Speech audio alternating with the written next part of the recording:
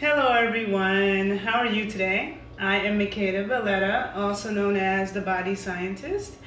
And for those of you who don't know me, I am an exercise physiologist, sports nutritionist, strength and conditioning coach. And I study all the ways that we can take our body to its highest levels, okay? So I'm doing this video live on my IG page, the_body_scientist. And I will repost this video onto my YouTube page, The Body Scientist 81. So if you don't follow me in both places, please make sure you do, because I don't always post the same things in both places. And my Instagram page, I post more photos, more things.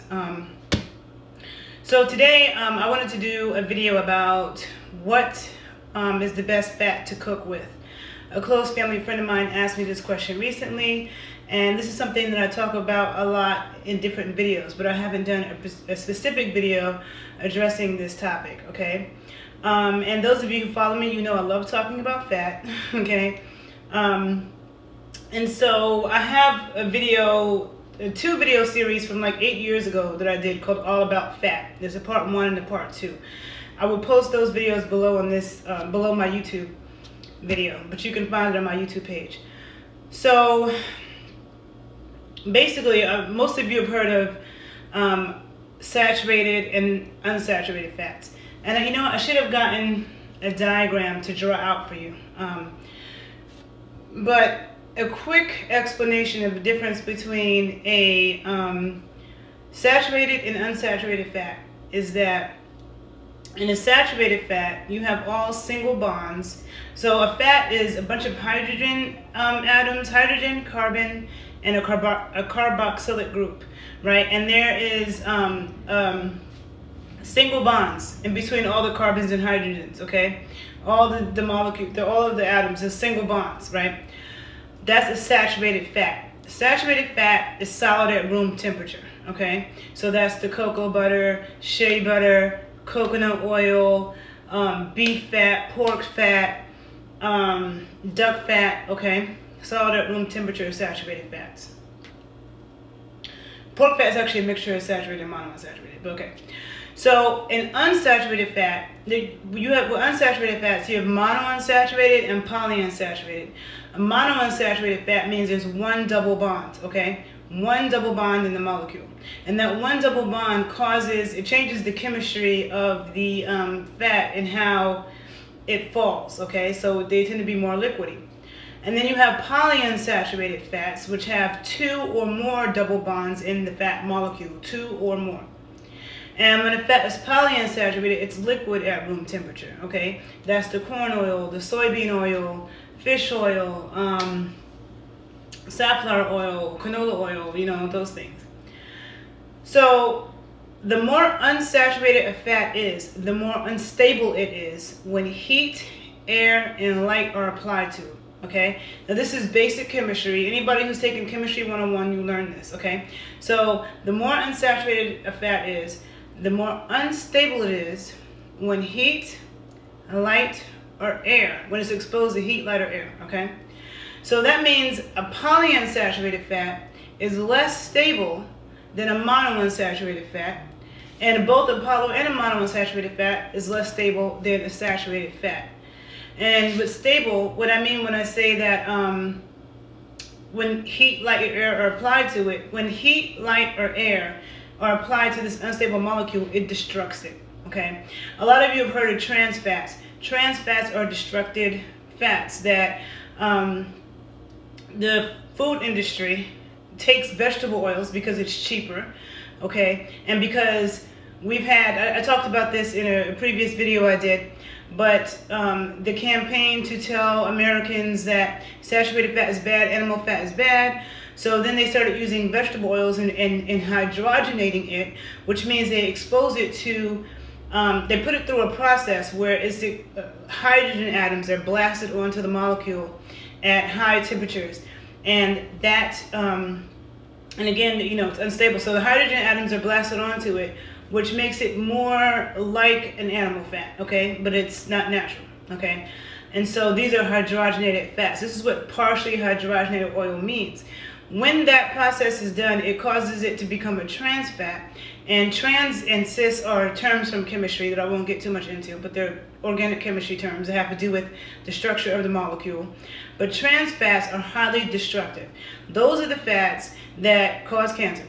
Those are the fats that cause inflammation in the body. And heart disease and cancer disease is bred from inflammation, not from an acidic body, which people like to say, oh, acidic bodies breed disease. That's not true. Okay, I'm gonna do a video about that too, about acid and base and alkaline. I'm gonna do a video about that. I did do a video about water where I talk about alkaline water, so definitely check that out. But I will do a video talking about the acid alkaline thing. But let me just say that's a myth. What is true is that disease comes from inflammation.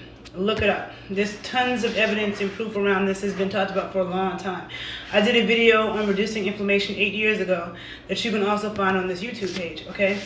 But that is what breeds disease, and the trans fats are pro-inflammatory fats, okay? They totally destruct your DNA, they cause inflammation, and they cause disease, okay? So trans fats are a no-no, okay? And when you expose when these fats become destructed, so if you're buying a polyunsaturated fat, like a lot of people cook with canola oil, corn oil, soybean oil, safflower oil, you buy that in the store, the so-called vegetable oils, which are not really vegetable oils. They actually all come from fruit, because soy is not a vegetable. Even coconut oil and palm oil, which are highly saturated, those are not vegetables either. Those are fruit, okay? But the canola oil, that's not a fruit. Safflower, it's not. Those aren't actually. I'm sorry, they're not a vegetable. So what they call vegetable oils actually don't come from vegetables. They come from starches and from other things.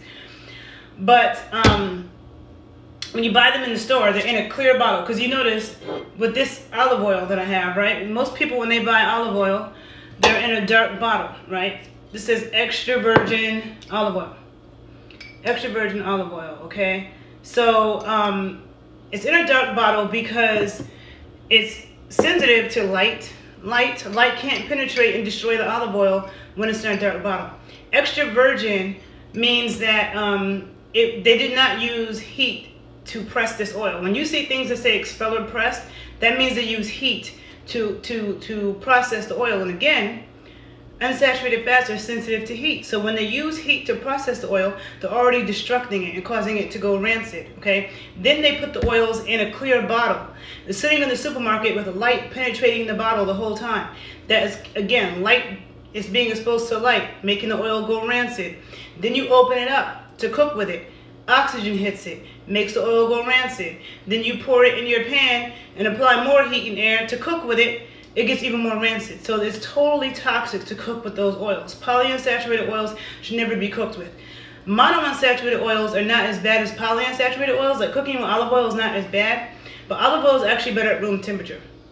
I tend not to cook with olive oil. If I do, like sometimes when I make fish, I'll mix butter and olive oil because the butter has all the saturated fat, kind of protects the monounsaturated fat. So when you mix the saturated and monounsaturated, it's not as bad, okay? The monounsaturated is more stable than the polyunsaturated fats, which you never, ever, ever want to cook with, okay?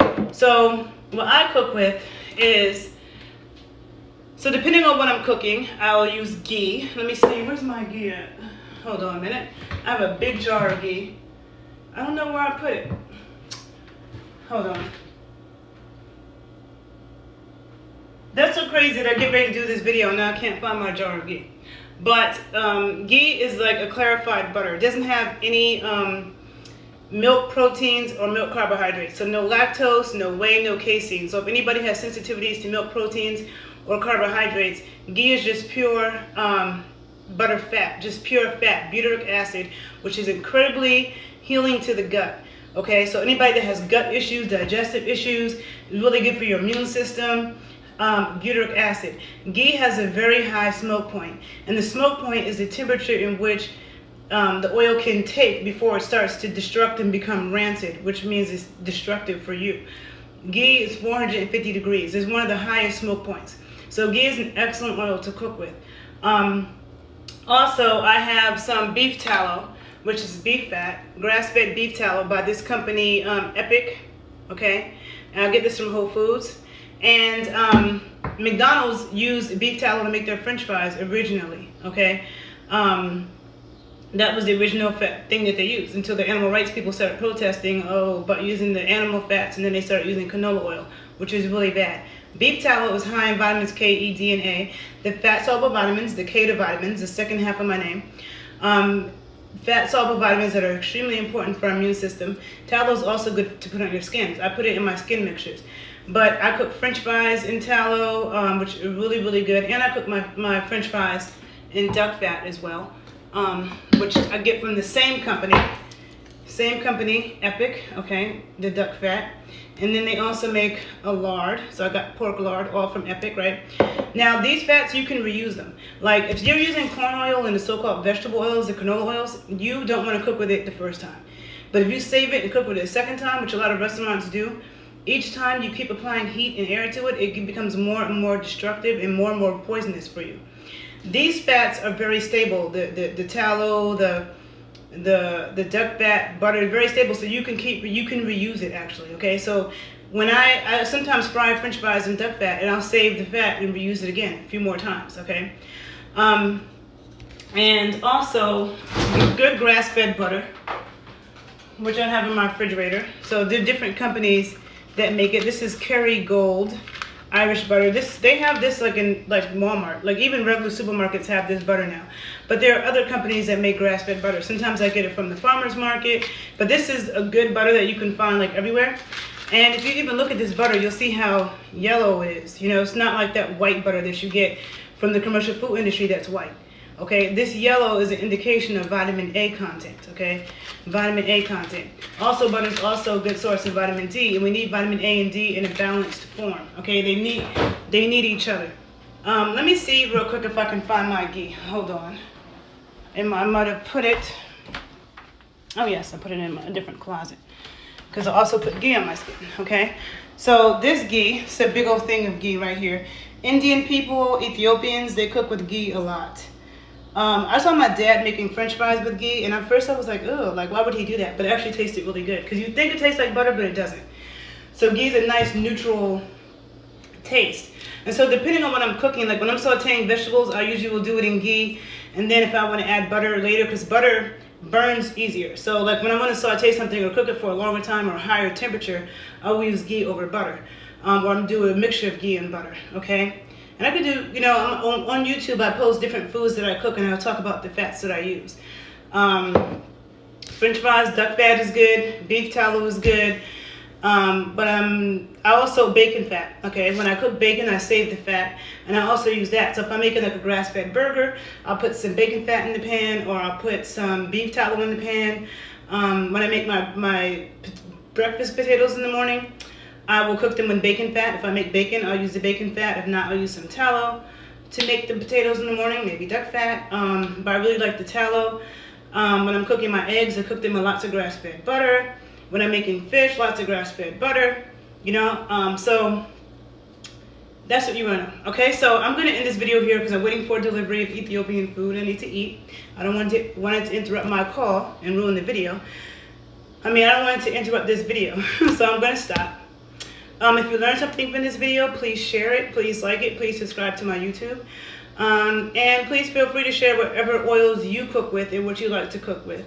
And we can continue the conversation, okay? So take care of yourselves, have a great day, and be well. Bye, people.